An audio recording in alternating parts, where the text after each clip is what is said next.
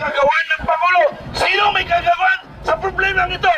Ang Pangulo, ang taong bayan. Ang taong bayan o Pangulo? Pangulo! Pangulong Marcos, ikaw po ang dahilan ng ating bayan, kaya bumabagsak ang ating ekonomiya.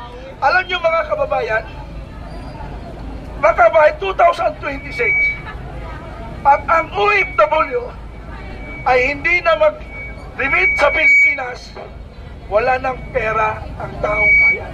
Wala nang susweldohin ang Philippine National Police at ang Armed Forces. Pag wala ng sweldo ang PNP at Philippine National Police, sino may kasalanan? Sino may kasalanan? BBM, ikaw ang may dulot, ikaw ang may sala nito.